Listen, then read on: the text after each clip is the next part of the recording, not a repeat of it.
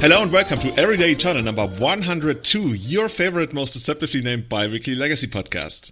Today's show is brought to you by our brand new Patreons, Peter White and Martin Engler. Thank you so much for your support. And Callum, thank you so much for coming on in this British morning. This is one of the first times you're actually recording in the morning, right? Did you just get up? Have you been busy already? No, I woke up early and been potting around doing things and stuff and looking through the new spoilers in case we missed anything. It's actually quite nice to do it in the morning because we usually do like kind of a weekday kind of evening and stuff, which is nice as well. But this time, it's the perfect opportunity. Like, we want to talk about some of the new cards because there's a lot happening to Legacy. Like, it's a modern focus set, but it's going to have a huge impact on Legacy. So it's the end of the spoiler week. I believe the set comes out next week. Someone correct me if I'm horribly wrong, and I'll quit the podcast and leave the country. But I think it's like next Thursday or something. So it's the perfect time. I think most of the previews have come out, or at least we've seen like half the set, and we've got plenty to talk about. So yeah, ready to jump in. What have you been up to recently? Like anything cool, interesting? Nothing exactly, but I've been playing elves a lot lately again. After and losing playing loads, I saw. No, yeah. I just played it because I wanted to change from playing Delver all the time. But boy, is it good right now. I geared my list towards being able to beat Delver like reasonably often. And thus far, I'm on an insane win rate against Delver, which is like not really where you should be. But I guess part of that is that my sideboard is really heavily geared against Delver, and the other part is that Delver doesn't really respect elves a lot right now. I feel like when I play against them, and I always get the impression they have like one blazing volley, and that's pretty much it. So yeah, it's one of those things where I feel like they should be playing like 2 at least, or 3 even, or like 2 and a rough tumble, or I don't know, some combination, because elves is so clearly strong, and I guess they're like trying to be ready for the mirror as well, like because it's just everywhere. But I guess blazing volley still kills you on pyromancer. Yeah, maybe it's one of those things where I'm like saying like obviously they should play that, but actually sideboard mapping comes into question and stuff, and you don't really know everything. But yeah, I can see if they're underestimating elves. Like, elves doesn't take prisoners, it just kills you. Yeah. But overall, not even with regards to Delver, the biggest thing is that I rarely ever run to Plague Engineer right now. I've tweeted about this a couple of times. I always keep running into these like blue-red Delver decks, Rug Delver decks, Banned Miracles, and then, the odd combo deck. But I also I got a little bit of that covered in my sideboard. So I'm feeling pretty good about where Elves is at right now. But I think both Delver decks, as well as like any kind of mid-range decks, if they start showing up again, are probably gonna respect elves a lot more, because it's not only me. I think a lot of people have been doing pretty well with the deck lately, and like Plague Engineer still is a card, and it's quite annoying to deal with. So let's see where this ends. But the last 2 weeks, wow, absolutely wow! So I just much. Randomly ran the numbers of my last something like 30 matches, and over the last 30 matches, my win percentage has been like 90%. It's absolutely absurd. Yeah, that's crazy. Like, I just saw you posting a new 5.0 like every day on Twitter, or every half a day maybe. Yeah.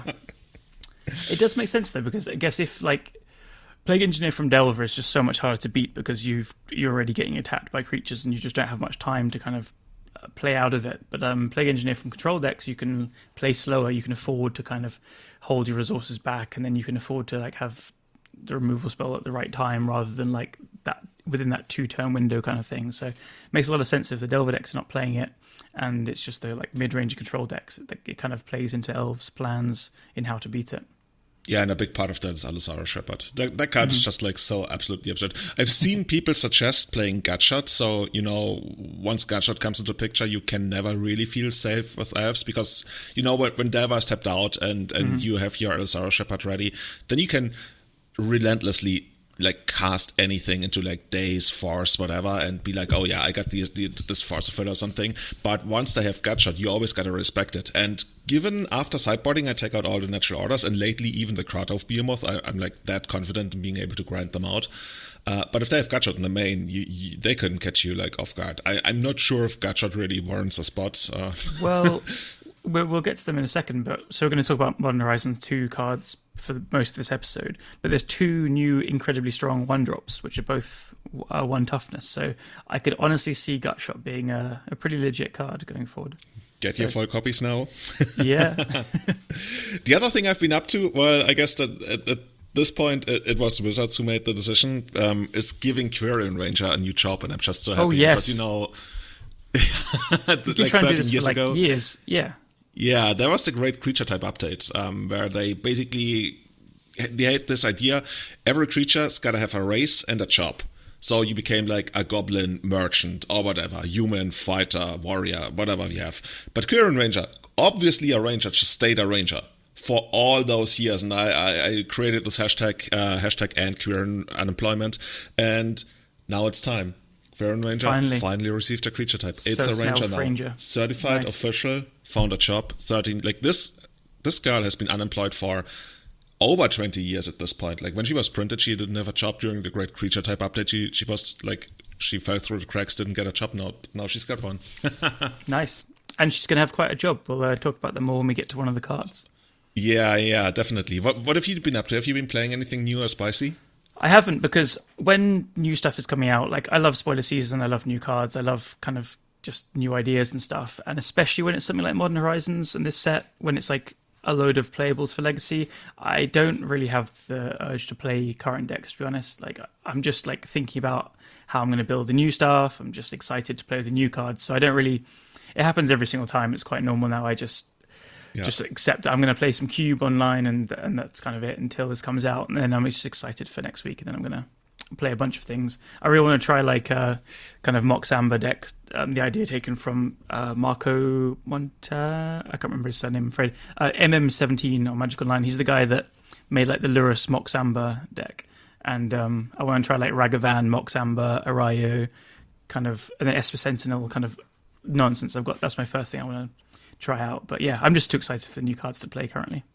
Yeah, there's so much stuff coming out. And usually, like, in the past, we decided we don't want to do super dedicated episodes to spoilers and reviews of sets. But this one has so many cards. Like, we already had to cut a lot of cards to really only talk about the most important things that are coming out here. But Modern Horizons 2, everybody expected there to be a lot of playable cards, given, like, how Modern Horizons 1 shaped the metagame. But we got how many cards here? Like, 3, 6, 9, 12... 14 cards that we want to talk about that we think are either definitely going to see play or very likely to cause some kind of change in the metagame. Yeah, and this is us. It's very important to think we've tried to cut it down. These are the ones that we think are the best of them. Like there's some cards that we've left out, Ignoble Hierarch, which I completely adore the card to bits, and it's like one of my favorite things released in a long time. But I'll definitely try it. I want to play it in Goblins as well, like a completely different take on the deck. Probably cutting Wastelands and Ports and stuff, more combo centric. People will probably play it in Jund, kind of mid range piles and stuff. Like it's pretty strong, but it's not like a very clear thing where it fits its presence on the format. And we're just really trying to shoot for the best ones that are definitely going to be picked up. Yeah, and some of the best we got at the very beginning. So why don't you tell us about the very first one we got here? Monkey. This is Ragavan, Nimble Pilferer. This is a legendary creature, monkey pirate, so it's pretty great already, you can tell. It is 1 red mana for a 2/1. And Jackal Pup, please don't listen to the rest. We love you. Whenever Ragavan Nimble Pilferer deals combat damage to a player, create a treasure token and exile the top card of that player's library. Till end of turn, you may cast that card, and it has dash for 1 and a red. Dash is, you may play the spell for its dash cost. If you do, it gains haste, and it's returned from the battlefield to its owner's hand at the beginning of the next end step. So already it's like, I mean, 2 power for 1 mana is, in the past, was like above rate. Nowadays it's kind of accepted, like you're getting 1-drops like Monastery Swift Spear that can get to 3, 4 plus power quite easily and stuff. What makes me think this card is so good is the treasure. So it's a hard one to kind of evaluate, I think, because it feels so pushed to me. And why it feels so pushed to me is because in a shell like Delver or any deck utilizing Daze and stuff, the extra mana advantage, especially early in the game, is so strong.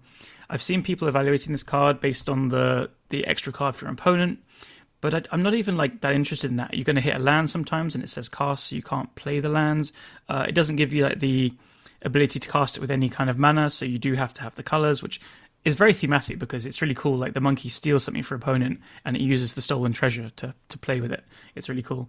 The dash as well is nice. It actually makes it a bit of a better late game card, I think. You can obviously dash it in when you need to, when you have extra mana. But why I'm worried about the card is like it just really exacerbates the play draw. If you play this on turn 1, you have Daze active for any potential kind of removal spell if you want to, or a creature to block it. And then it attacks in, creates a treasure token. You're already able to then play like either a 2-drop and a Wasteland, which is like just really reminiscent of Deathrite Shaman. I think this card is not as good as Deathrite Shaman, but it has some similar play patterns. And I don't know, like Delver decks just use mana so well in the early game. If this was like a kind of a higher statted 2-drop, I'd be a lot less concerned about the treasure tokens. There are some obvious downsides to being a legend, like you can't have multiples in play. It can be Caracas, which is a pretty big deal. We may see like kind of Caracas decks pick up a bit more of this. Like a lot of creatures we're seeing these days do seem to be legends as well. But it's just the play draw dynamic where it's just so much better on the play and it's so much better on turn one, and it snowballs. That's the thing. Like Delvers doesn't struggle to keep the board clear. I know this is like talking about an ideal perspective where you have it on turn one on the play, you have your days, your blah blah blah. But like this is the way Delver builds its deck to play. So yeah, worried about this one. I think this is maybe the highest ceiling of all the cards in the set to me. It might end up being worse than the card we'll talk about next, the Dragon's Rage Channeler. I think that card's more clearly good, but I think this one has the highest ceiling. How do you feel about it? Yeah, I think this is the second best thing to come out of the set for Delver. Like you mentioned, we're going to talk about the other one, but with Ragavan, the treasure really is what makes it a card, and then anything other than that comes on top.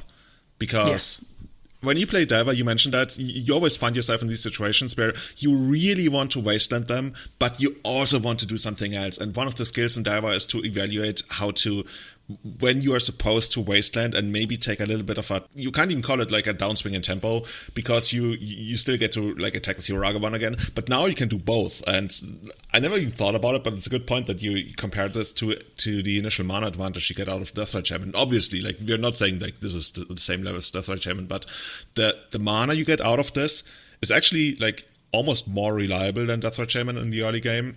Yeah, I mean, the difference between, like, you know, there's games where you play a 1-drop and then turn 2, your opponent plays a jewel and just kind of passes or cantrips or whatever. And then you have the option of either playing like a young pyromancer or a Tarmogoyf or wastelanding them. And then you waste the mana if you wasteland them, and you always feel kind of bad about it, but it's often the correct play in a lot of situations. But now you do both, and I just remember those games against Deathrite where they have the 2-drop after playing. This is still attacking for 2 as well. That's a pretty serious amount of damage from Delver. Pushing ahead and playing like their 2-drop and wastelanding you, so they have 2 threats in play and a land in play. You have no land in play. Again, like it's a kind of idealish situation, but it's gonna happen. Yeah. But also the more streamlined and the more optimized the format becomes, like usually like the stronger Delver is, the lower your mana curve's gonna be. And the lower mana curve here is, the more likely Ragavan is gonna get something that you will be able to cast, especially in a mirror match, right? How bad does it feel if Ragavan gets in and then you cast like a Delver from the opponent's side of the board, and you wasteland them, and dude. I even want to see a scenario where you dash this in and you somehow screw up a Doomsday. That would be my thing. Oh, like it's so sick that it like kind of messes up personal tutor. I'm gonna cast your Show and Tell now. No, wait. Yeah. Because it's like so with Dreadhorde Arcanist, the way Doomsday went was to play personal tutor to be a faster combo deck to kill them before Dreadhorde got to like snowball. And now they've kind of moved away from that and they're playing the mid-range plan. But now Ragavan's just like, okay, the mana advantage is going to put you under more pressure than usual, and we're playing more threats early, going to kill you faster. And now, even personal tutor it kind of messes up. It's really funny.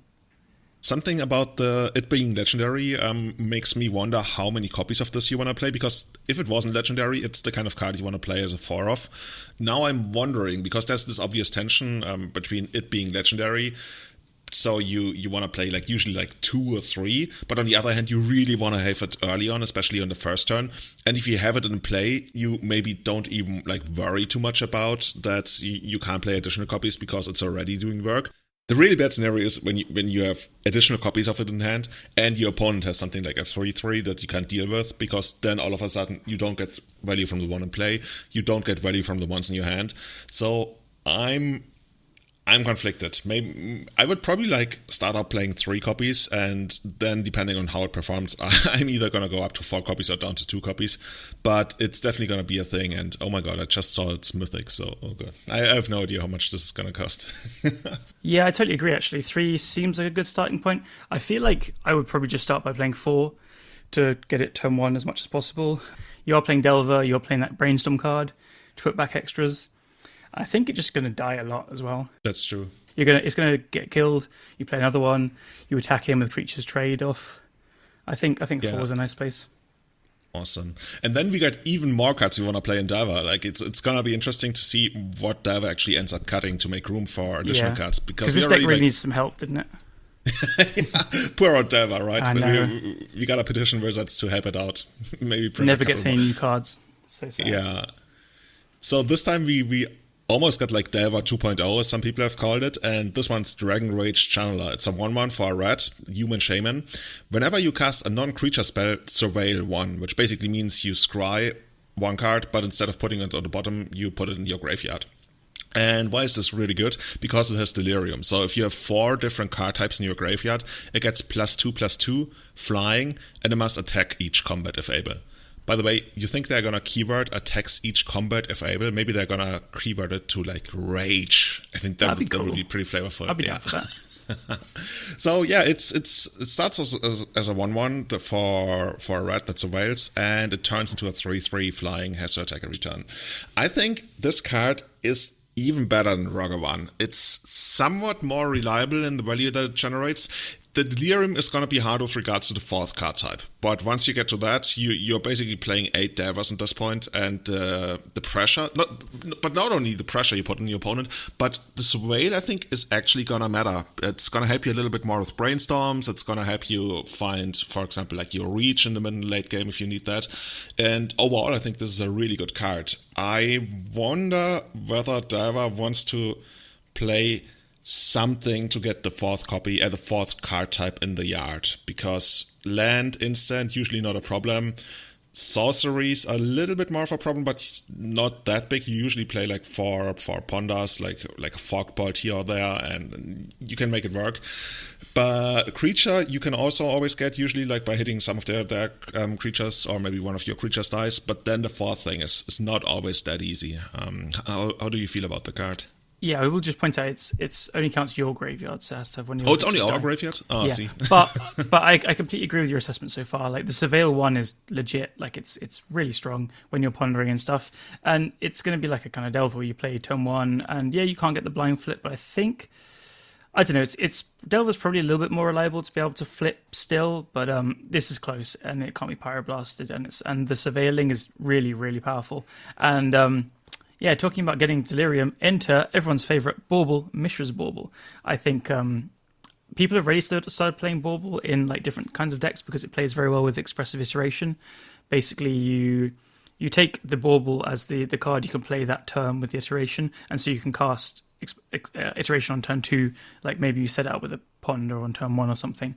And so I think this deck just builds itself. It's going to have Delver, Dragon Rage Channeler, probably Ragavan, but maybe the kind of prowess build doesn't use the mana as well. What I'm thinking is, yeah, and then Sprite Dragons as well, and then probably like 2 Ethereal Forager maybe to be seen. Oh, really? Because you're surveilling as well. That's true. The thing is, at some point you gotta cut something, and like if you play all of those cards, then you're definitely gonna cut like the additional like tiny counter spells like Fogbolt, and like if you also want to play Days and Force, then you're out of room. I'm thinking 14 threats is kind of usual. So Delver, Dragon Rage Channeler, Sprite Dragon, Forager. It's rough.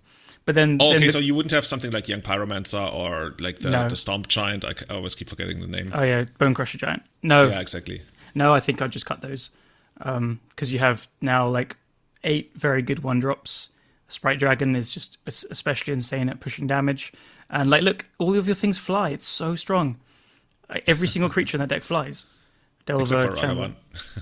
No, I wasn't actually including Ragavan. I think Ragavan's actually going to fit better in a kind of the more mid-range style of Delver decks with Tarmogoyf as like another strong 2-drop to play and stuff.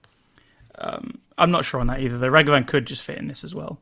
But there's so many good threats, it's hard to choose. Remember when Blue Red Delver, the problem with the deck was it didn't quite have enough good threats, so it used to play, I don't know, some pretty bad ones. I can't remember now. Storm Chaser Mage. Yeah, exactly. And now it's like just got too many to choose from. But yeah, so I think this shell of like roughly 14 of those creatures could have any of the others as well in different numbers. True Name is always good in the burn heavy decks as well. That's another reason for Ragavan's good. Turn 2 True Names. And then Yeah, Baubles, because Bauble's great as well, because it also triggers the Surveil off the Dragon Rage channel and adds to the Delirium. As I said, it plays all the Expressive Iteration, and then you just play like 2 or 3 Chain Lightnings, Lightning Bolts, obviously, Daze, Force of Will, a couple of Force Negations, all the usual Delver stuff. And I think you won't play Wasteland. Maybe you could play some in the sideboard, is what I was thinking. But basically, it doesn't really cast anything in the deck. It's just a spell, and you prefer to be playing more spells and just burning people out, basically. So very, very aggressive. The more optimized the deck gets, the less reason you actually have to tap your Wasteland for mana to cast anything. Even the Spellbelly, the Third Forager, like if you have enough dev, you're not even casting it for like a colorless mana at all. It's kind of a waste at that point. Totally. And you might as well just Wasteland and then use that to delve as well. I'm so excited. We'll see. Yeah. I think that deck is terrifying, to put it simply. It's a real counterburn deck, and it's that's going to be a deck that's killing on turn 4, I think, most of the time. And I think this is going to be your typical deck that people who aren't playing Legacy, who come into the format for like, one big tournament, like a GP, whenever we have those again, and they're going to be like, what should I play? They're probably going to pick up a deck like this. Yeah, that makes sense. And it's always a good choice. Like, the floor of the deck is so high, and especially now as the cards are getting better. And even here, like, so the Dragon Rage channel is like, I don't know, in the past, some of these decks were too reliant on the graveyard and stuff, but it's just not now. So Sprite Dragon and Delver laugh at it. Channeler, it hits the Delirium thing, but you're still getting to Surveil and stuff. Forager pitches to Force. I don't know. It just feels like you just need so much removal against these decks now. So yeah, Diver getting a lot of new tools. It's probably going to remain one, or I'm going to say like the best deck in the format at this point, the way things are looking to shape up. But there's more stuff to come. And one card I'm incredibly excited for, I guess this one's Spanish, Yavimaya, La Cuna del Crecimiento. It's basically like people call it Greenborg because it's Urborg, Tomb of the Yawgmoth, but for forests. Every land in play is a forest. That's just it. It's a legendary land. Every land in play is a forest.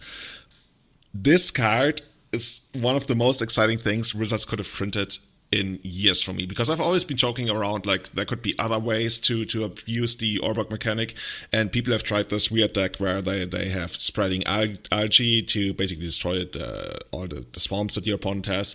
Or I was joking about like if you can get the blue Urborg, you can use your Carpet of Flowers or Chokes like in really weird ways. But now we have the green Urborg, and this is super exciting, not only for elves, but especially for elves. There's so many different ways to make this work. People talk to me and they were like, oh yeah, you can tap your fetch lands for mana now when you're out of stuff to fetch. But yeah, that's like reason 17 why this is good.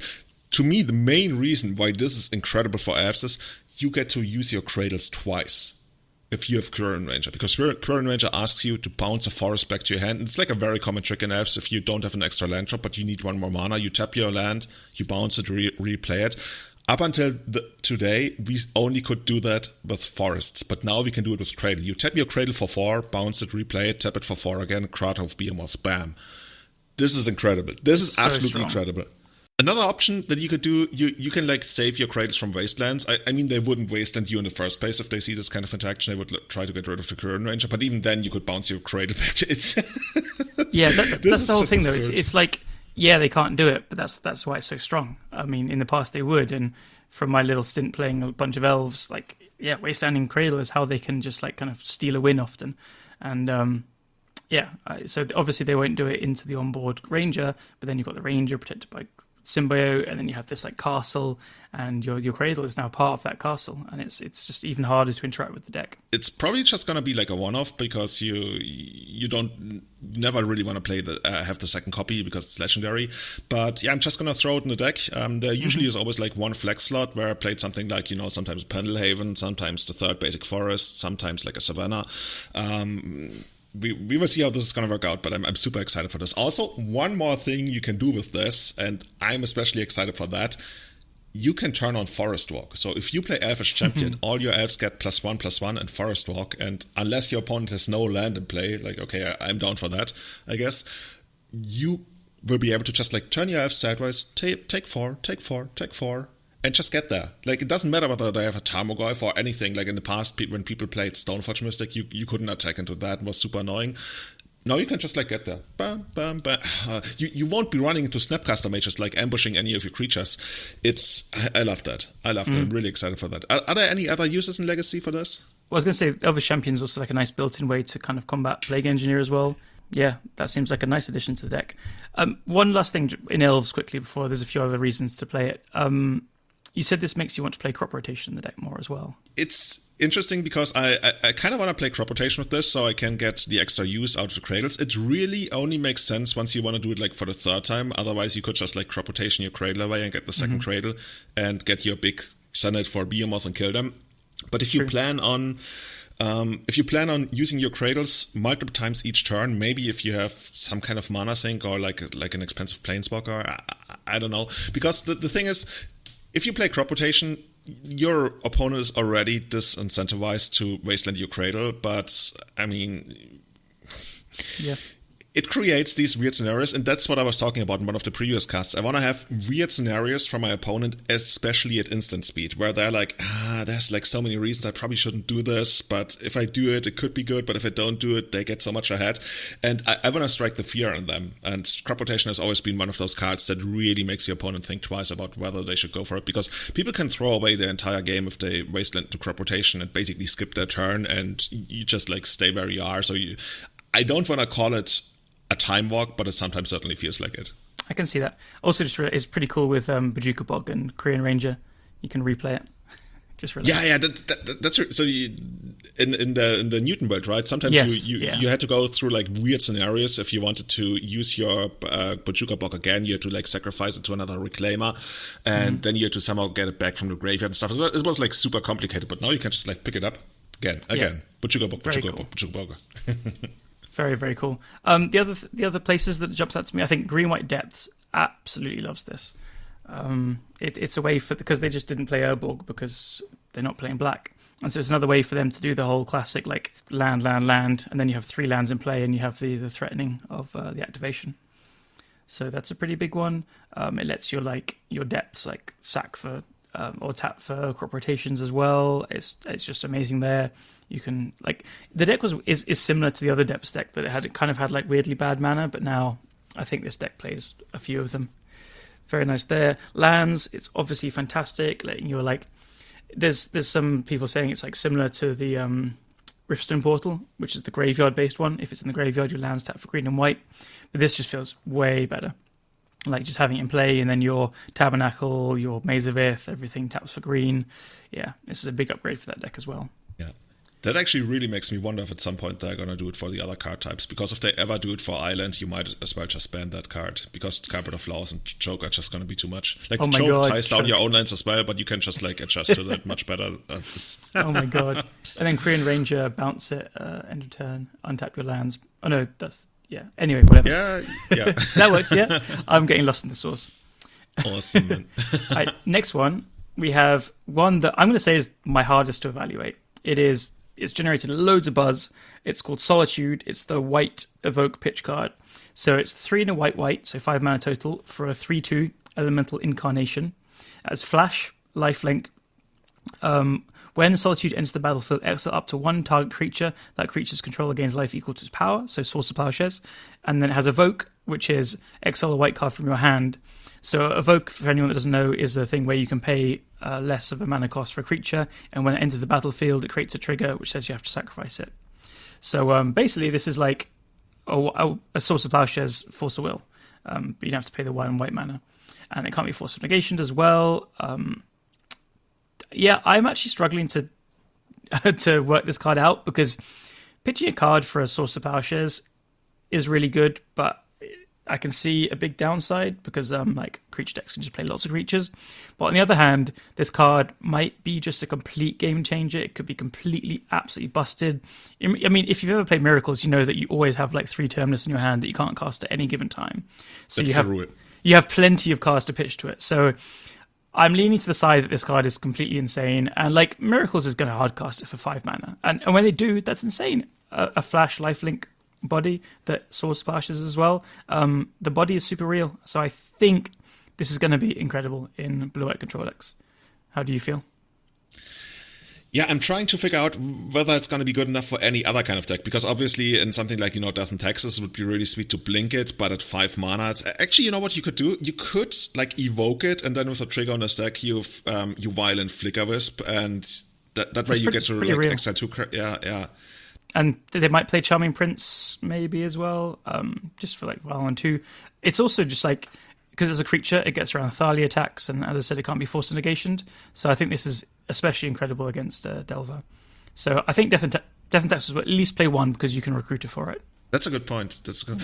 What I like about a concept of a card like this existing is it makes your opponent being tapped out not a guaranteed thing, because in the past in Miracles, for example, or Death and Taxes was tapped out, and let's say they also didn't have While, you could be pretty sure that whatever you wanted to do with your creatures, whether it's some kind of like crazy blink chain or get them with Married Large, or even like with elves have pull off some kind of combo, you can't be sure that this is actually gonna work, and now you have to factor in these uncertainties. And I always like Magic when there's a certain degree of uncertainties that you have to work around, because that's part of like why we are not chess. And that's one of the hardest things in Magic to evaluate, these probabilities and these odds. Like, let's say they're like, you think they're like 20% to have this card, but what if they don't? Then you're like so far ahead. But if they do, maybe you're just like a tiny bit behind, so you would probably go for it. And a card like this being a card in the metagame, that if it actually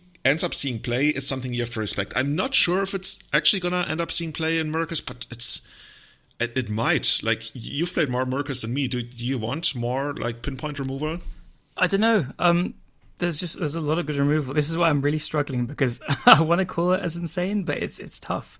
Maybe it's like, I think people will start out definitely trying a bunch, and I think it could end up being like a kind of 2 of 1 or 2 of is where I'm leaning. Maybe it's like a sideboard card where you want more removal. Pitching a card, like when you're having all the Force of Wills as well, depends how you shift the deck, right? Because I don't mind Force of Wills against Delver often. I know a lot of people side them all out. I often like to keep roughly 2. If you're shifting to like a much more heavily white focused like sideboard, this could either be like some in the main deck or side some of these in, and then you side out all your forces. As we've said in this cast multiple times, I think the way the format is going, the more powerful things get, the more mana advantage matters more than card advantage. Obviously, it's very like, it depends on the situation, the matchup and stuff. But I can see this being, I think 2 of sounds right in my head. But we'll save that quote for like when we do our episode 200 and this card has wrecked the format completely and stuff. Yeah, the reason I'm more like gravitating towards something like Death and Taxes or even Esper Vial is that I think Miracles probably doesn't have the white count to actually make that work, especially since you don't really want to pitch Swords to Plowshares. Like, if you pitch Swords to Plowshares to this, unless you're stopping something you really want to stop, you're feeling pretty bad. And other than that, there's not too much white. I guess Terminus. I think you're right, actually. I'm just focusing on control because I see the Swords to Plowshares. But yeah, I have no idea how many you're playing Death and Taxes. Like, the list is so tight already. It's really hard to find space ever. I guess it somewhat competes against what's the Monarch thing again?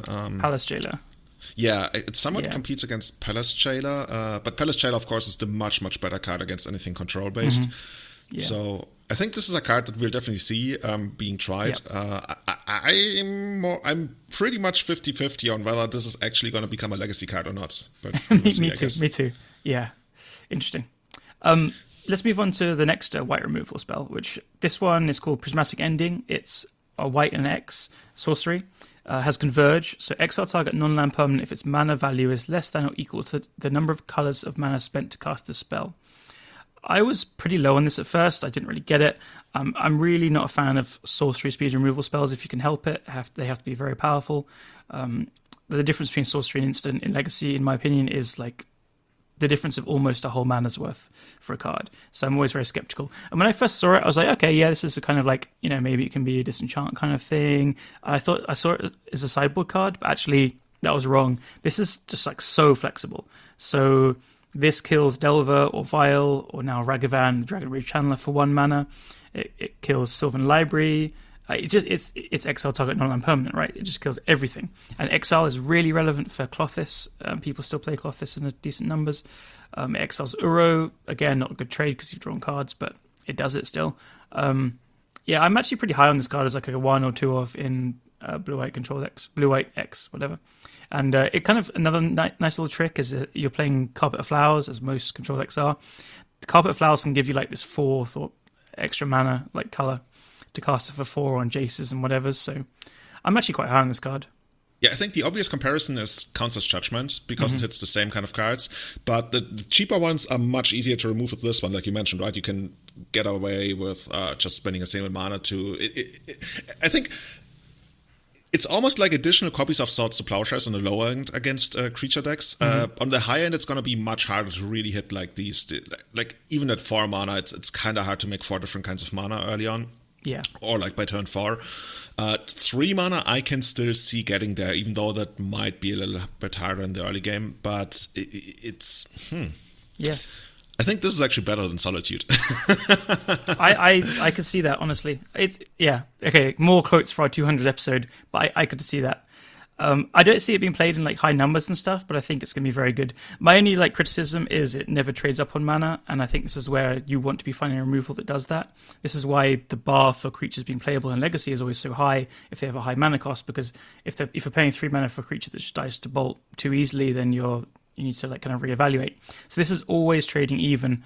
But if your deck is set up to be able to like do that, like playing free spells to like trade off mana for cards, then the flexibility rewards you there. You know what's cute about this one? You can do the engineered explosives trick that you used to do against Thalia.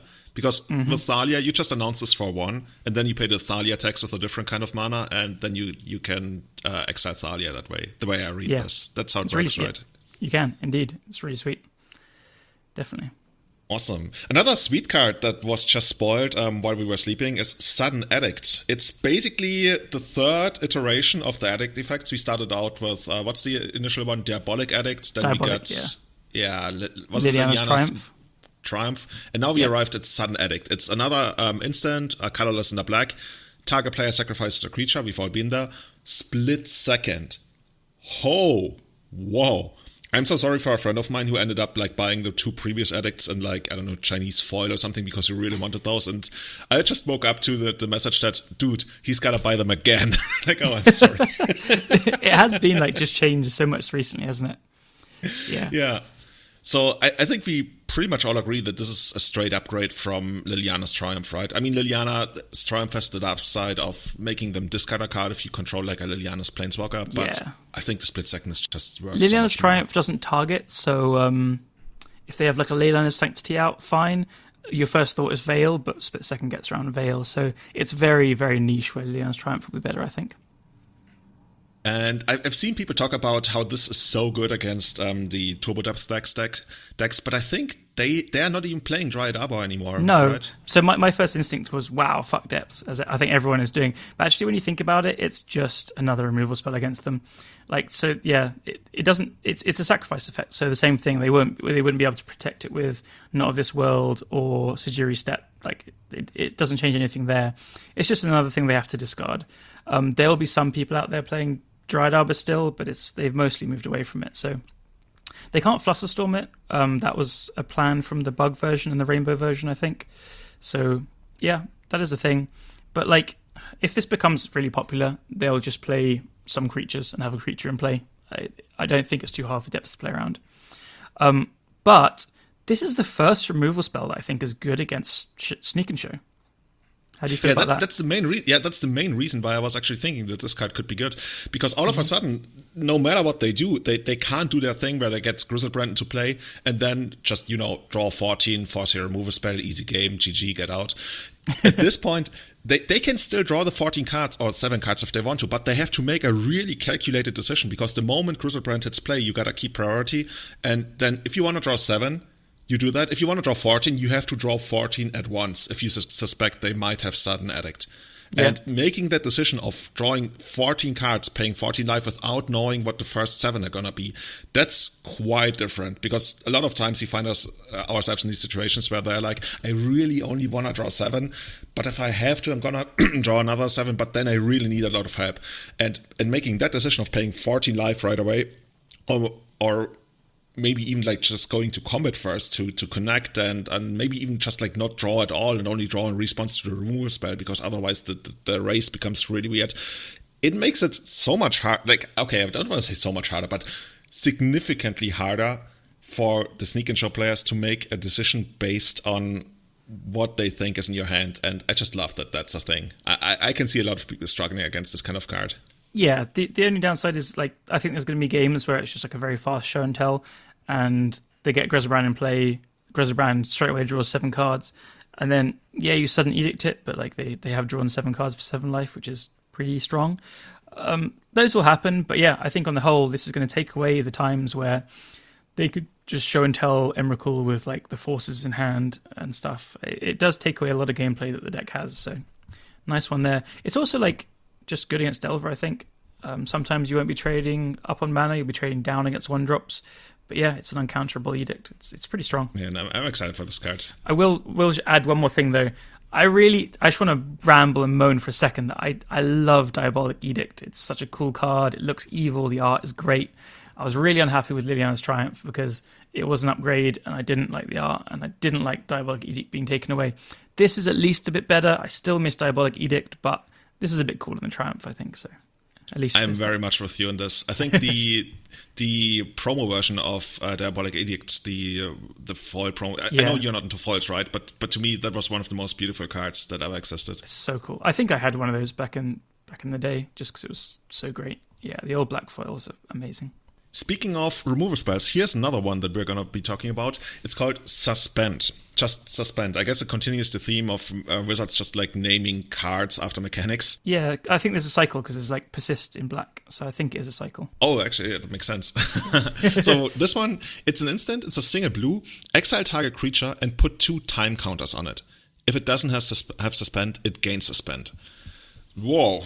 So is this the Blue Swords to Plowshares? No. Dude, we needed you to say yes, so I can use this like as a sound clip at the beginning or something. Yes, this is the new Blue Swords to Plowshares, definitely. I would never lie on this podcast. Perfect. Yes. No, my thing is like it has some sweet tricks. There's ways to make it very good. Like Teferi Time Raveler will make it the creature not be able to be cast in the upkeep when it comes back in. And my favorite thing to do, I'm definitely going to play it, but this is not good, is like suspend something and then play standstill, so they have to crack the standstill. It's kind of funny, it's really sweet, but I think suspend is much closer to Vapor Snag than anything else. And if a deck wants Vapor Snag, maybe this is better, but as a kind of control or mid-range card, I don't see it at all, honestly. Oh, you're really right about the suspend. Like up until now, I thought they can choose to play it, but you're actually forced to play it when the last time counter is removed. So you can force them to play it into standstill. Yes, yeah, it's not like Cascade. It's they have to. Well, I guess we still have the problem of making standstill work in the first place as a deck, but this is pretty cute. Yeah. How do you feel? Well, I think this is not going to become a card in Legacy. When it was spoiled, I saw a lot of people being like super excited for it, and I was open to being caught by the hype, but the coolest thing I can imagine is just like suspending your own Snapcaster, like blocking with a Snapcaster, and then before it dies, you just like suspend it, and then you can use it again like 2 turns later and stuff. But yeah, you have options like Ephemerate and stuff in the format, I think. Yeah, but Ephemerate doesn't like remove Merit Large and stuff, right? Yeah, this is I guess flexible. So. I think people will try it, and like I don't know. It's not gonna see play, right? No, I mean, that's what we're arriving at. Yeah. In my head, I'm just like, if Blue Red Delver wanted 1 Vapor Snag, maybe they'll play this instead, kind of thing. I'm not sure. Pass for me. But yeah. I definitely want to do the standstill thing. I'll definitely try it out in like a Teferi standstill deck, but not expecting it to be a big player. Awesome. Yeah. So another card that people have been talking a lot about, that's called Grief. It's an elemental incarnation, 3/2 for 2 colorless and 2 black. Menace. I think that means it can only be blocked by 2 or more creatures, right? Yeah. Yeah. That's correct. When Grief enters the battlefield, target opponent reveals their hand. You choose a non-land card from it. That player discards that card. And it has Evoke, exile a black card from your hand. So I guess that's the whole Force of Will cycle, but now on a creature. And this card, I think it's going to be insanely good in Vintage, but is it also going to see play in Legacy? Because it's kind of like Unmask, right? Unmask has the same thing where you exile a card from your hand, you get to make them discard something. And here you also get the body into the graveyard, which I guess we can like quickly talk about many ways we can abuse this. But how excited are you for this card? Is this going to be something that's going to become a mainstay in Legacy as well? I like it. I think it'll be played, maybe not as like a mainstay, not as a big player kind of thing, but I think the card is good.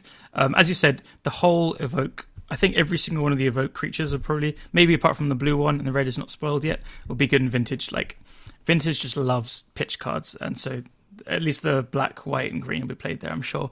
But this one, for Legacy, I'm excited to try it, and I think Reanimator will play it, as you said. The downside against Unmask is this can't target yourself, so you can't unmask yourself, you can't grief yourself, and then discard Aggressive Round and reanimate it, whatever. But the difference is, like, as you said, this body goes in the graveyard, and then you can, like, if your opponent is just really high on interaction, then you just reanimate this, or animate this, or exhume this, and you keep stripping their hand. And that's a really powerful dynamic to it. And 4 mana is not like uncastable in that deck either, so I would be surprised if Reanimator doesn't just pick this up and play it. Probably in the main deck as a 4-of.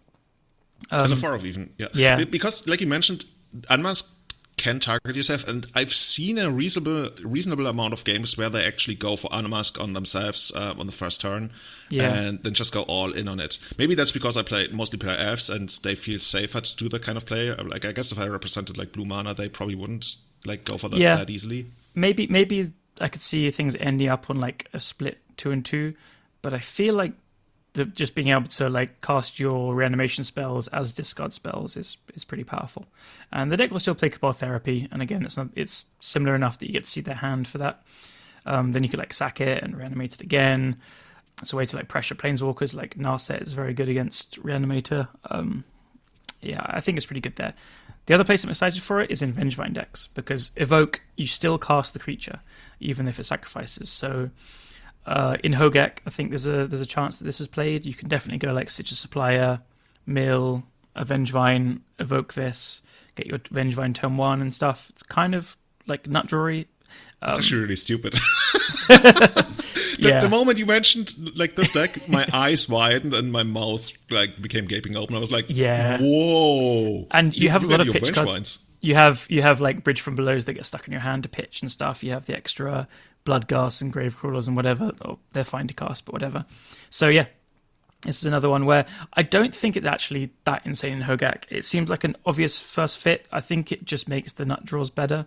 And otherwise, exiling a card is a pretty real cost. The deck uses cards very well, like all extra lands and mills for crabs and stuff. And the cards you can like careful study away. So I don't know where this is going to fit. I think Hogak can probably just start by trying 4 of them and see where it goes.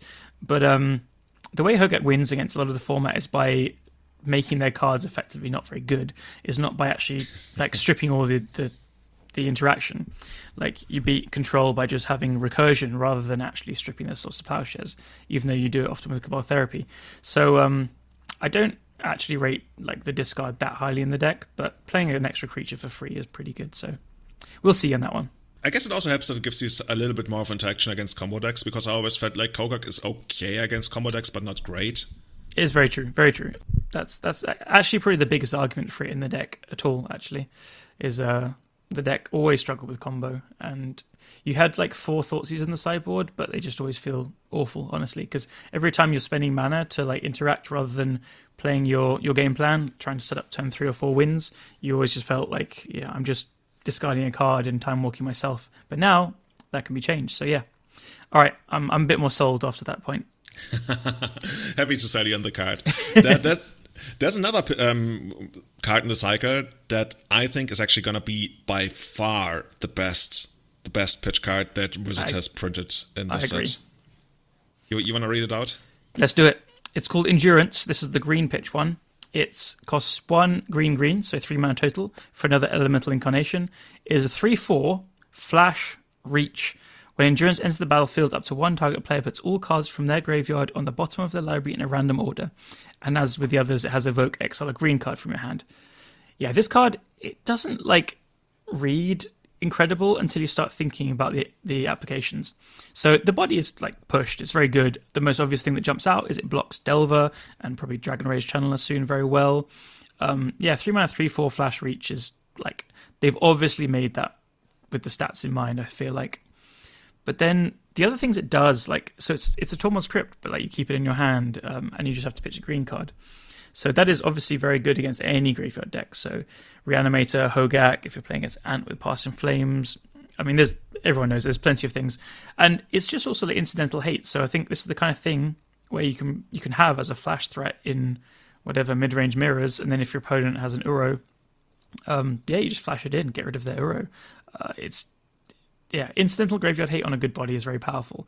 And another cool thing, which I didn't realize at the beginning, I think a lot of people didn't, is it's kind of Doomsday hate, right? So you, if their graveyard has, I think it's 3 or more cards, or library as well, if they play the Thassa's Oracle, and you get like a card in their graveyard, like the Doomsday they cast, put it back into their library, now all of a sudden they've got 3 cards. The Thassa's Oracle doesn't win them the game, and they're probably stuck with nothing to do. And again, it's just like they don't see it coming. It's the evoke cost. Yeah, I'm super excited because when I see a card like this, I'm seeing it as a triple threat. Like you mentioned, it hits the graveyard. It's decent enough to see play against Delver, and you also get some kind of Doomsday hate, which is rather rare to actually, or hard to come by in Legacy. Like we've got stuff like, Stifle and Trickbind, and people have tried weird cards to fight Doomsday, but that's like just one of the big upsides of Doomsday. It's so incredibly resilient.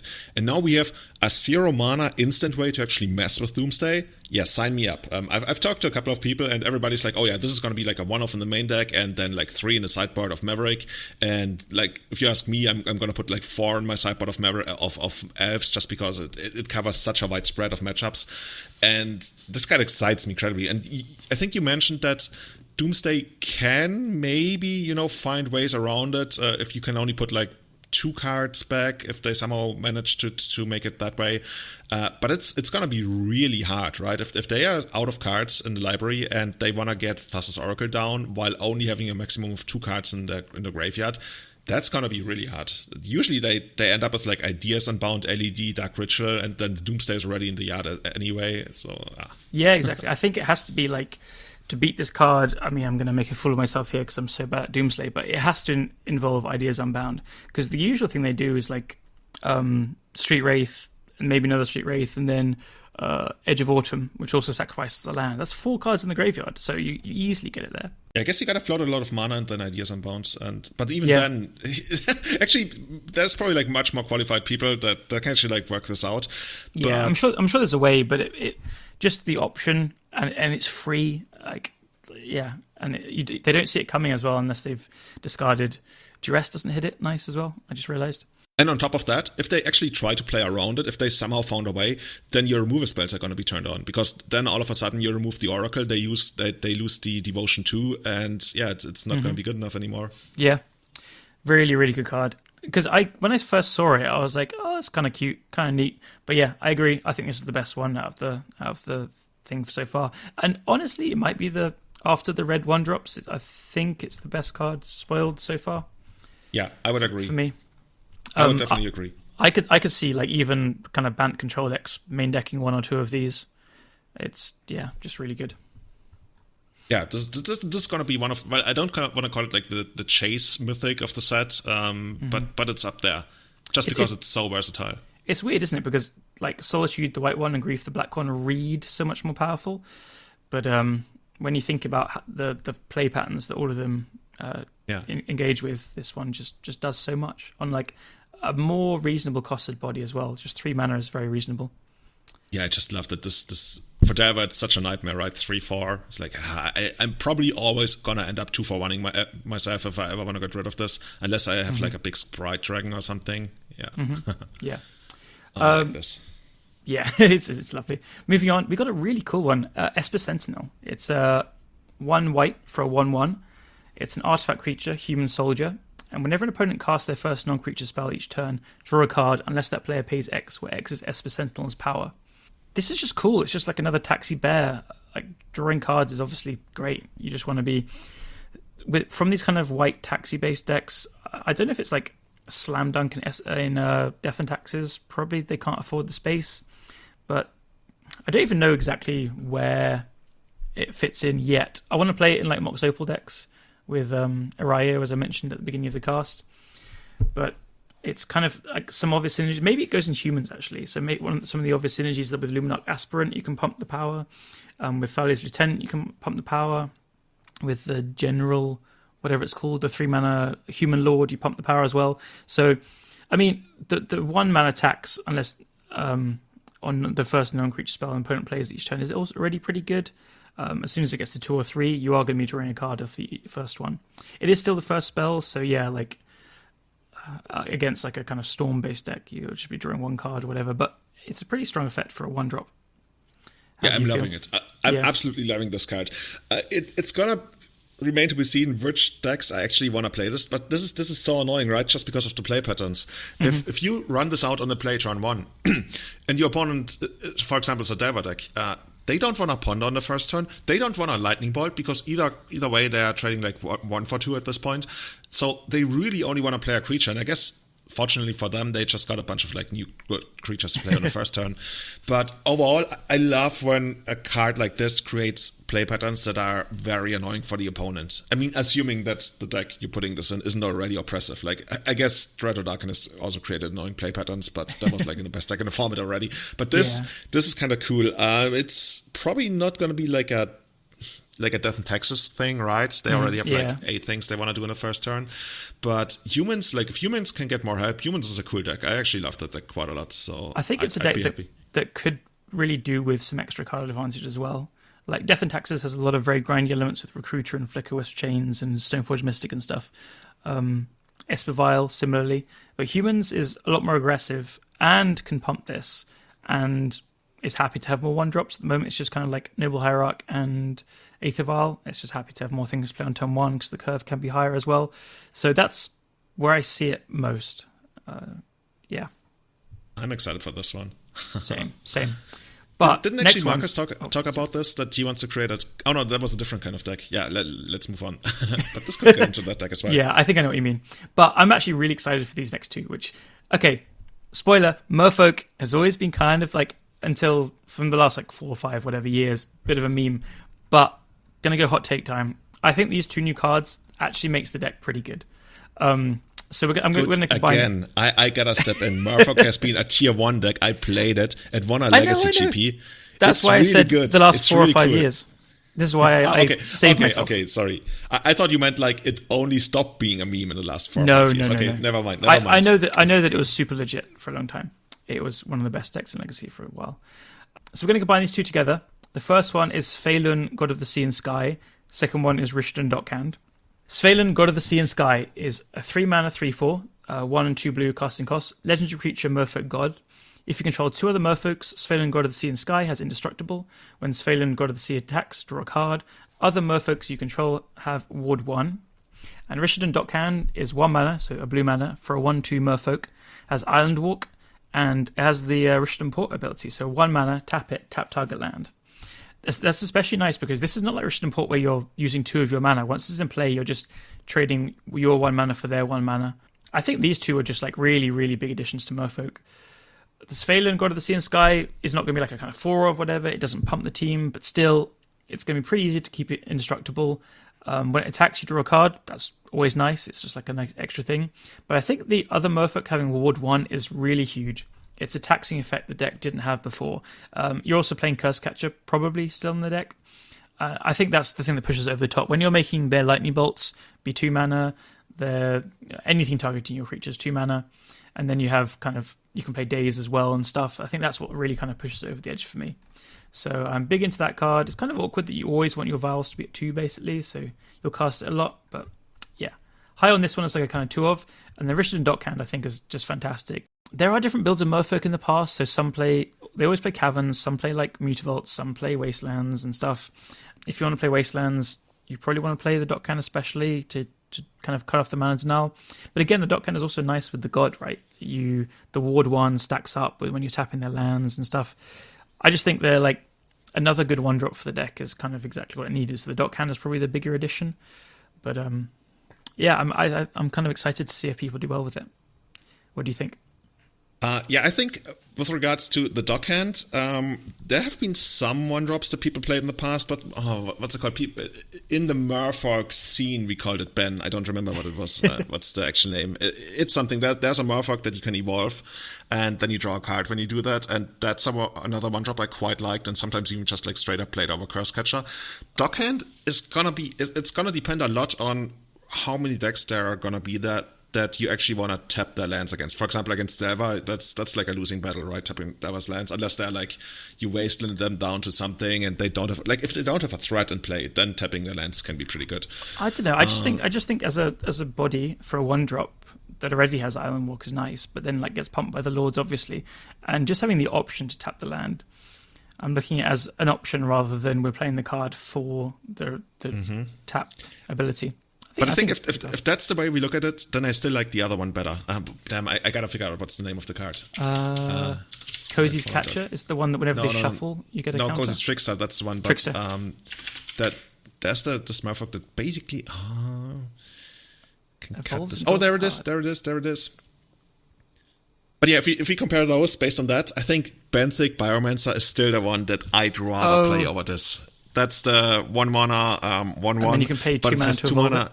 Yeah, exactly. It becomes a 2/2 and you draw a card. And I think that's the one I would still play over this. This is why I'm not super excited about the dockhand. Yeah, drawing the extra card is like worth quite a lot. Isn't it looting or is it drawing?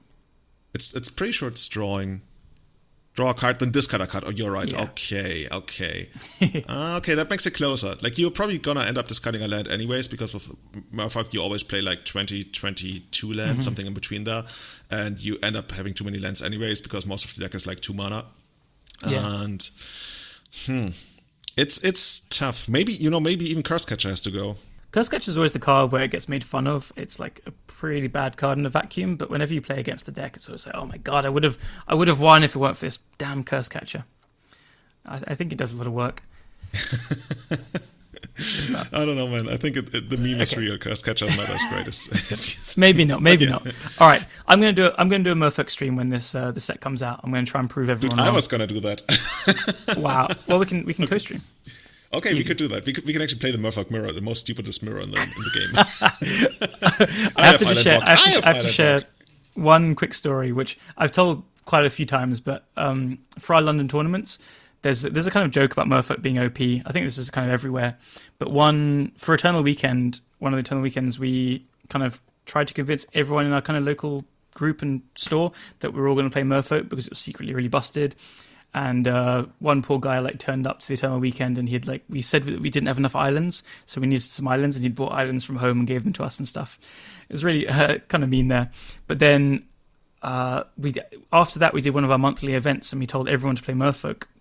And there was 15 people playing Merfolk, and we had Merfolk assassins in the sideboard, Lawans everywhere. It was hilarious. And one poor guy actually played Merfolk, and he just got ranched by all the Merfolk assassins and stuff in the mirrors. And people kept having these mirrors where they were trying to side up Lord of Atlantis, but they just didn't have enough other cards to bring in. So there's always these Lord of Atlantis just pumping both sides and stuff. It's just absolute madness. Advice from a veteran of the Merfolk Mirror: if you're on the play, keeping Lord of Atlantis makes a lot more sense than keeping it on the draw, I feel. Because on the play, you're always going to be either even on attacks or one attack up. So having a Lord that pumps everything is a little bit better for you. This is the words of a man that's played many Merfolk mirrors. I really have. It makes sense. One more word on Svyelun, whatever, God of the Sea and Sky. I think the obvious comparison to that one is Kira Great Glass Spinner, which, for those who don't know, it's basically the same mana cost, 1 blue. I think it's a 2/2 flying. It's not a Merfolk, but it used to be played in Merfolk because it basically says whenever one of your creatures becomes the target of a spell or ability for the first time in a turn, it's countered. So what people did against status, they would target it with Carakas ability would fizzle, and then you can remove it. This one gives everything Ward 1, so that's a little bit easier to work around, but obviously the upside is also much bigger, right? It's a 3/4, so it's going to be much harder to remove. It's a Merfolk that benefits from Island Walk and the Lord abilities. You draw an extra card when it attacks, which is actually going to become quite relevant. Actually, that excites me the most about this card. And the indestructible part, I guess that's... Yeah, that's the least important one, but... Yeah, I guess the most important one about Indestructible is that it can just block stuff and survive. Yeah, it's like the combination of good body size for the mana cost, and all 3 effects can be relevant. So, how many copies of this are you playing in your Murfolk deck? 2 or 3, I think. Yeah, I can see that. Yeah. It depends, like, what kind of style of Murfolk, because, I mean, I'll be honest, I've not looked into Murfolk in quite a while and how they're built these days. But, yeah, I was never sure on, like, how you build the mana base, because there's so many lands you could play that aren't casting a Murfolk. And so you always have, like, the kind of Wasteland, Mutavault, Cavern hands, and then you just can't cast anything. You have, like, a Daze and a Lord of Atlantis in your hand, and you're just like, what am I doing with my life? So this is where we need to have the blue Urborg, please. The Murfolk chaos, tier the 0 chaos as soon as that comes. So, oh man, I mean, one day, who knows? Yeah, but I'm like, maybe. dude, you really got it. Every time we do these casts, I leave with the thought that I really want to play some kind of deck because I'm super excited for it. And lately, there's been like a lot of Java, but now I'm actually super excited for Murfolk. What have I done? What have I done? Dude, I used to own Murfolk in paper. It used to be like my main deck, like 2011-ish. Nice. Like when I transitioned, I had lands and I had Murfolk. I played both decks like an equal amount. But then I became a little bit more partial to Murfolk. I don't know what happened there. And then I went into some kind of sneak and show bullshit for quite a while. And like, yeah, here we are today. I gotta go back to my roots. Nice. Well, yeah, let's do a dual stream, Murfolk stream. I want to do that. Well. Let's do it. We tweet about it at EternalMTG. We'll let you know. Cool. Also, by the way, we actually, I totally forgot. This is like the worst point to like plug this. We actually have an Instagram account. And I'm pretty sure it's also at EternalMTG. Yes. It only took me like a week to figure everything out. And yeah, we're probably mostly going to be posting announcements about the podcast and memes, but that's what you're in for, right? That's the whole deal. Totally.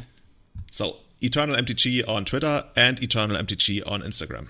Thank you so much for that.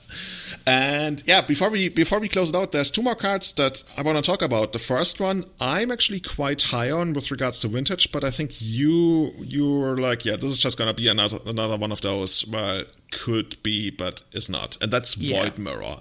It's a 2-mana artifact. Whenever a player casts a spell, if no colored mana was spent to cast it, counter that spell. Pretty clean, pretty straightforward. Which usually means it's either going to be ban-worthy or not going to be good at all.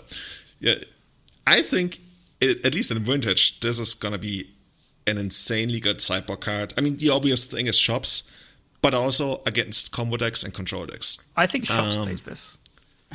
Shops, are you crazy? Are you actually crazy? No, this is a Shops card.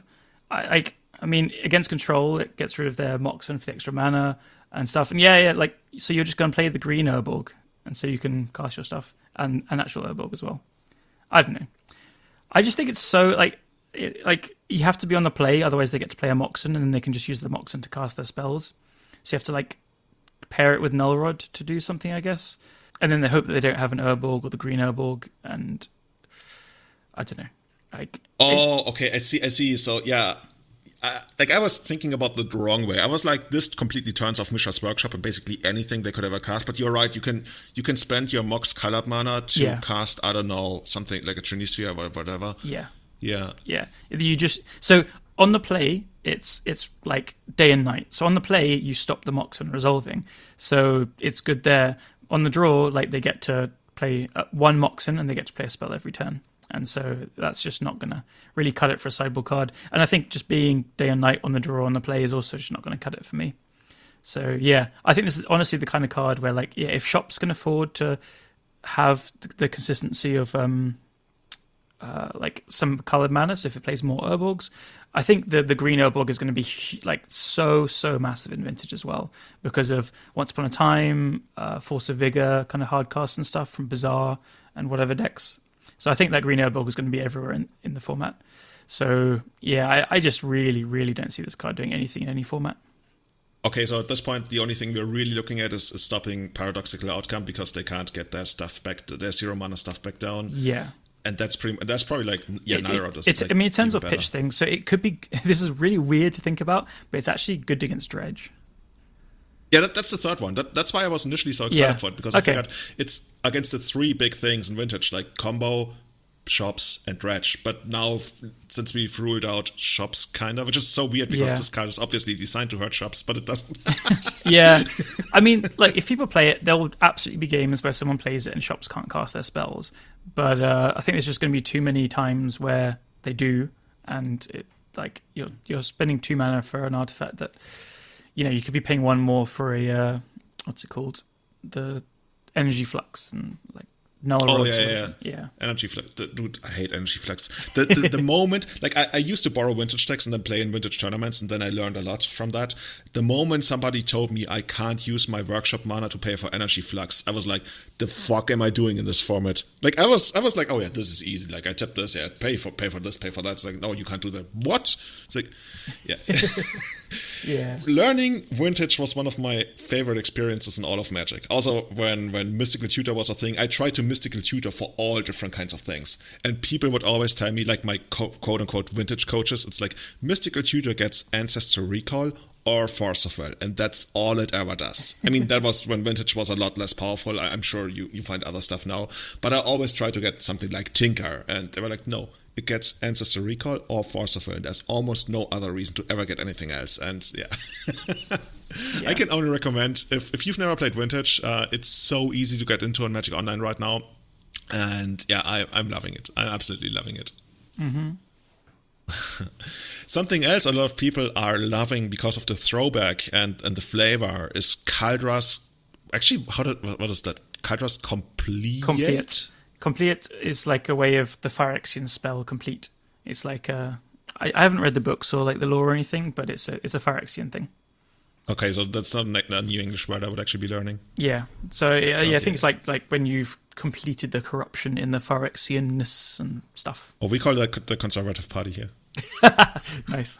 So yeah, this is a legendary artifact equipment, 7 mana, living weapon, so it creates a 0/0 charm token that it becomes attached to. It itself is indestructible. Equipped creature gets +5/+5, has first strike, trample, indestructible, haste, and whenever this creature deals combat damage to another creature, exile that creature. Equip 7. That's a lot of words on an equipment. One of my friends from, well, he's currently living in Germany, a guy called Carl, he said this is the questing beast of equipments. That's actually a really good comparison. Yeah. Yeah. There's probably going to be like a lot of niche interactions that we are not even like yet aware of that this card actually like does. But okay, so let's break it down. This is obviously like a Stoneforge Mystic card, right? So you play your Stoneforge on turn 2, or on turn 3, you get this into play. You get a 5/5 haster, which is like number 1. Trample, so you can also, like, it doesn't really get jump blocked very well. First strike plus trample is a weird combination, but I guess it works. Yeah. So the abilities are the old Kaldra equipments, just to clear it up. So do you remember them? There was the Shield of Kaldra, Herald of Kaldra, yeah, exactly. I've never used them. But... No, well, I did when I was like super Timmy fun. I tried to build like EDH deck with them. But the only thing is pisses me off, which another London friend pointed out to me, is this is all the abilities except for the sword had, whenever this creature deals damage to a creature, to exile a creature, they've changed it to combat damage. So it's all the same things apart from one little change, so it's not actually Kaldra complete. But, I guess it's just like part of the new way of templating this kind of stuff. Probably. So you can't put Hermetic Study on it and like start pinging everything. I guess. I mean, it'd be a nice reward for like 7 mana, I think, but yeah. Probably. Yeah, like you were ever going to pay that 7 mana. Yeah, true.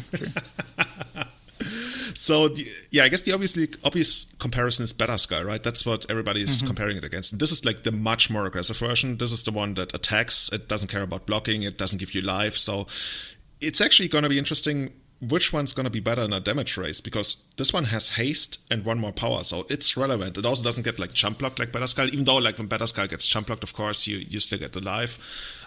I initially was super high on this card. I'm always excited like when anything comes out that could make Stoneforge Mystic a better card, because Stoneforge, I'm not high on it, but I respect the card and that it's like a card advantage thing for 2 mana. I just think it's incredibly slow. And now that we have this thing that has haste and trample, like it gets there. It might actually get the job done. That's actually what excites me. But everybody is so negative on the card, and now I'm a little bit sad. I'm really low on it as well, to be honest. The way I can see it working, before I get into the negatives and make you sadder, is I think it has to be in a blue-white like aggressive shell. So you have Daze is a must, because it's still a decent play pattern where turn 2 Stoneforge Mystic, you get to Daze something hopefully, and then you get to replay your land and you have the 2 mana to put it in. Cool. And I think you'll play Mother of Runes because the germ still gets bounced by Brazen Borrower, exiled by Swords to Plowshares, the new white evoke card. Like it still gets Terminus, which Mother of Runes obviously isn't going to save you there, but it's another thing. So it's not like the thing is impossible to deal with. It's just like the lightning bolts and the fatal pushes of the world, and you can't just kill the Kaldra complete. So it's good against the black and red removal, but I think it's actually pretty easy to deal with the token still. So this is where Mother of Runes comes in to stop the bounce and the swords kind of effects. And then, yeah, I guess in the rest of the deck, you'd just try and get more kind of aggressive tempo slides and blue-white cards. Maybe like Spellqueller's Time to Shine, this kind of thing. Something like that. But otherwise, basically, I don't think Control wants this because it taps to attack, so you can't like play defense with it. It doesn't have lifelink, which is the main reason Control decks play that. So in my opinion, Batterskull is better basically every time in Control decks. For Death and Taxes, Batterskull is just like a stupid 4/4. Like I just hate Batterskull because it's so stupid. It's 4/4, do nothing. Like it doesn't even tap. Like come on. yeah. I think Batterskull is going to be better. Like in every single deck that plays Stoneforge Mystic currently built, I think Batterskull is better than this. I think this would have to be built around, like I said, the kind of Mother of Runes Days kind of shell. I guess you could play it like in a shell with Flicker Wisp as well. Like Flicker Wisp is reasonably aggressive, and it like once you lose the token, you can like use it on this one again. Yes, that's legit. So maybe it's like a blue-white tempo blink Aether Vial deck. I guess. I don't know. Like this is so much to make this. And then like if you don't have the things lined up, it's 7 mana. Like 7 mana is about 10,000 mana more than 5 mana in Legacy terms. Well, the thing is, like, right now, even, like, 5 mana is pretty unobtainable. Like, if you there's a reason nobody plays Stoneforge decks. Yeah, well, like Death and Taxes and if Miracles played, or Control played a couple of Stoneforge Mystics. When was Miracles actually, like, playing Stoneforge for the last time she did well with it? But I'm just saying decks do get to, like, 5 mana. 7 mana. Because they don't play Stoneforge. Yeah, true. That's fair. Yeah, I'm really low on the card. Basically, I don't think it'll be played. Okay, we're in a weird spot. You're low on this card, and I'm low on Stoneforge. So yeah, I mean, I agree. This is probably not gonna see a lot of play, but I'm excited for the Maverick. Like Maverick has Cradle. Maverick can actually like pay the 7 sometimes. Okay. Maverick has Mother of Runes. Maverick is happy to go aggressive. It's a Batterskull Mirror Breaker. But that's actually a good point to put. I guess Manriki Guzari is the Batterskull Mirror Breaker. But like a wall. Just think of that term, Batterskull Mirror Breaker. When's that going to come up? Oh yeah, we're going to trademark that. That's the official everyday channel charm. You always have to pay like royalties to us whenever you use that. But yeah, I think that like the deck you described, that I think Marcus Ewald was the one who had that idea when we talked about it, or just straight up in Maverick, because I'm excited for this in Maverick. Maverick is already like aggressive by nature. It doesn't care that much about the life gain. I guess against Delva, the life gain is quite relevant. On the other hand, like having a 5/5 haste trample creature against Delva is also super relevant. So let's see. This is one of the lower cards in the format, but it still was good enough to make our list, so there's something. Actually, Maverick I didn't think of, and it's probably one of the more reasonable ones, but still. Of course you didn't think about Maverick. It's always on my mind, really, just subconsciously. I promise. Yeah, my Maverick friends already sent me like 2 or 3 different lists of how to use this card, and basically it's like a straight up Maverick list that plays this. Oh, and Endurance, the green pitch card in the main. So these are 2 cards that could actually see play in Maverick, and Endurance probably is going to see a lot of play in Maverick. So watch out for that deck to come back. I think that's pretty much it from the ones we selected, right? There's something like 10, 15 more cards that are not quite there, but could be at some point in the future. This set is exciting, not gonna lie. Mm-hmm. I was just going through confusing. Some of the little ones, like people are going to try really fun stuff with the Thraster Tempest's Roar is the big dinosaur, costs 3 mana less to cast for each spell cast this turn. So it's like it's a 7/7 trample haste, tramples over planeswalkers, and it has hexproof as long as it enters the battlefield this turn. I'm pretty sure some of like the Storm thing guys are going to meme about that a bit. Other things I'm just trying through. Oh yeah, we somehow ended up not talking about this one card that I thought I'd put in, but then maybe you deleted it again. Oh, I bet. Yeah, that's. Yeah, exactly. Here it is. Somehow we missed out on that. I'm I pretty did sure see I put it, in, but one of us deleted it. Probably it was me accidentally. Cool.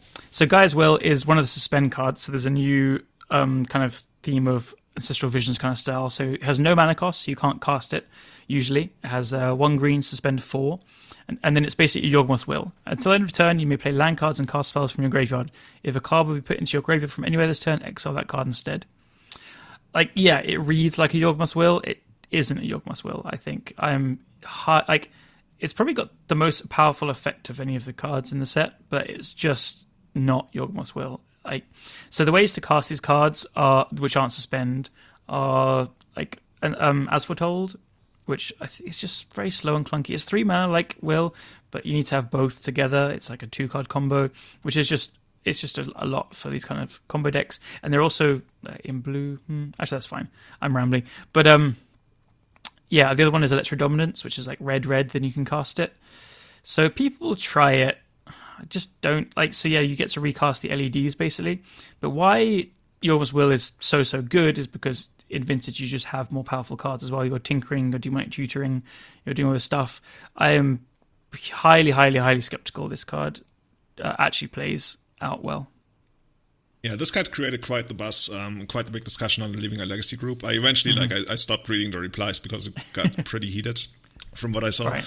But I think this is just a dud. This is just literally not going to do anything in Legacy at all. It's just suspend. If it was suspend 1, definitely. If it was suspend 2, I'd already be like, eh. Yeah. But suspend 4 means, like, if you suspend it on the first turn, it's going to become a thing on the 5th turn. And that's just like, It's also, I guess we should talk about like the weird interaction with rituals, because this one actually gets cast in your upkeep. So unlike Chugmoth's Will, you can't go like, oh, like Dark Ritual, then cast Chugmoth's Will, then get the Dark Rituals back. Because this one, unless you cast the rituals in your upkeep and then do something at instant speed, I guess ad nauseum if you're lucky, you don't get to leverage rituals. And I agree. At that point, like, what are you actually going to do with this? Yeah, I completely agree. So I think you just have to pair it with As Foretold or Electrodominance. There's no other way. Like, there's just nothing else to do with it. Like, you're not going to suspend it. That's just not going to work. I guess the only other way that people might actually do it is like you suspend it. Like, I keep going to the suspend just because like I think all the other ways that we talked about are just like not viable. And so is suspend, I guess. But you use it like as a Past in Flames on the next turn. Like, you try to go off on the 4th turn and then you fail, and then you have this one coming down on the 5th turn, but it needs so many things to like click into place, and it's bad. So there is another one in the thing is Profane Tutor, which is Demonic Tutor that has suspend 2 for 1 and a black. I think this card is better in a vacuum. Suspend 2 is kind of doable. I don't think it'll be like played in Legacy just for those costs. I think it'll be like a modern card potentially. But maybe there is a Storm deck with As Foretold and then Profane Tutor and Gaia's Will. Maybe that would be where it comes out. But then like Gaia's Will doesn't cast the Profane Tutor. I'm not a smart or intelligent Storm player, so I'm gonna kind of leave it at that. But yeah, I'm gonna go strong take. I think this card is a complete dud with you as well. Yeah, complete garbage. I guess that's actually where we deleted it again. And I guess we had to talk about it because people were so excited for it. Yeah, well, be ready to delete this podcast as soon as it breaks the format, okay? That's a bet I'm willing to make. It's the kind of card where like it could, just to save some little bit of skin, like. The effect is so powerful that maybe the As Foretold kind of style is worth it, because you get to just like recast your LEDs and Lotus Petals for once. And then like the LED, obviously you can then just cast the like a action spell. Don't know, still pretty questionable. If there's a way, people are gonna find a way. That's just like the nature of Magic, especially on Magic Online. Like, there's so much innovation coming out of it, and you really see which decks are good enough and which decks are just like, this works at my LGS, but it doesn't really work. Yeah. Okay, I guess this is gonna be it for us. Is there anything else that you saw? I'm just going through. Like, I really like the iguana, the kind of basking root weller. Just like, I won't talk about it too much, but it's like one red for 1/1, but it has Madness 0, and for 1 red it gets +2/+7 till end of turn. Activate it once per turn. Now that you have Rootweiler and this, it's kind of cool with Vengevine decks. You could play like in the kind of Putrid kind of style stuff, and now with Grief as well. Like I could see people messing around with this. There's already like a red-green kind of Madness deck with Angie's Ravener and Hollow Ones and LED and stuff. So I think this is a really nice addition to that. And the deck is already like kind of top 16 a couple of challenges. So kind of cool there. I think it'll be played. Awesome. Yeah. Well, it's probably going to see more play than Gaea Spur. Let's see. Yeah, definitely. Let's see. Awesome. So what are you up to on for the rest of the weekend? Playing lots of Warhammer. That's the best. I'm actually going to the beer garden for the first time in a year. Lucky. All right, I'll trade. Although I guess you could do both. Yeah, totally. I had my first vaccine shot a couple of days ago, so I'm still not 100%. So I'm being weirdly normal and not going to drink lots of beer for this weekend. Being weirdly not, like, this is the exception. I'm not going to drink lots of beer this week. Okay, this is how it works. I've told you, right, how I've only had beer twice in my life. Crazy. I just don't believe you. It's so weird. I never had coffee in the first place. Well, okay, next time we go out, I'll show you the ways of the beer. You'd be the first non-millionaire person to buy me a beer. I'm just throwing that Really? out there. Or maybe you are. Like, I don't know. I am. Yeah, I'm not a millionaire. I'm a billionaire, obviously. Easy game. I bought loads of As Foretold before Gaia's Will breaks the format. This is where my money's going to come from. Well, you did a pretty bad job at actually selling it. No, but like no one ever listens to me. It's the opposite, right? It's the opposite game. I think you actually bought a bunch of like Rishadan dockhand options, and yeah, we'll see about that. Lord of Atlantis coming to you soon. Yeah, that's a really cool card. If you want to support the baseless speculation we did on Dockhand and Gaea as well, and lots of other cards that are not going to see play, you can support us by leaving a review, for example, on Apple Podcasts. All of those are going to go up on our upcoming website. This is slowly becoming a meme, but I'm going to tell you, website's going to be there eventually. Or you can become a Patreon. We're getting a lot of new Patreons. It's a really great thing. It helps us out with a lot of things that we've done. Also like getting past American customs, selling, but also sending out the Patreon t-shirts. And yeah, that's patreon.com/everydayeternal. You can also join our Discord. We've got a lot more people lately in the Discord. This is so exciting. Discord is my favorite part about the podcast at this point. And at this point, our supporters in Discord, they're even starting their own podcasts. Maybe they're like, oh, this podcast is not good anymore. No, but seriously. I need to listen to that one. I'm excited to. They're I such already a got it queued up. Good group. They're all just great. Yeah, that one's from Victor Bernards. It's called the Stockholm Legacy Report. It has a really sweet logo, by the way. I'm actually going to check that out after the podcast now. I'm actually, on that note, the thing I'm most excited about when we can like do events again is when Marcus does his Viken Legacy thing, and hopefully the Stockholm crew can come over as well. And like maybe Sweden is our like the podcast's real home. Oh, maybe it could be. Mm-hmm. Like, have you been to Marcus tournament before? Because I really want to go the next time. No, but I'm 110% going to the next one. You know, that's actually going to become the next Bazaar of Moxon. And we're going to be like, we were there when there were only 20 people, and now this has 500. It's like, yeah. Yeah. We were cool. In this tiny little suburb of, I don't even know, Gothenburg or something. It looks so nice. It's just like, he lives by the sea, and then they stop halfway through for a really nice big lunch and stuff. It's just the perfect Legacy tournament. Man, can't wait. Mm-hmm. That's going to be from us today. If you want to find us online, you can find us at EternalMTG on Twitter and Instagram. You can find me at It's Julian on Twitter, and I think you're Whitefaces on Twitch and Whitefaces MTG on Twitter. Yes, you got it right. I just opened my Twitch to find out. Yeah. Awesome. So thank you to all of you. Thank you so much for supporting the running of the show, especially our Eternal Witness tier Patreons, Tommy Hinks, Trent Browers, Testacular, Sebastian Hullager, Guillaume, Jake, and Severin Schwarzhuber, and our Grizzlebrand tier supporters, Victor Bernard, Bachubat, Scott Monroe, Jeremy Gates, Henrik Korkutz, Tom Hepp, Christopher Reinhardt, and Paragon Games in St. Louis. Have a great weekend, have a great week ahead, and see you again next time when we will find out how Rishadan Dockhand has actually broken the format. God damn it. Bye-bye. Bye.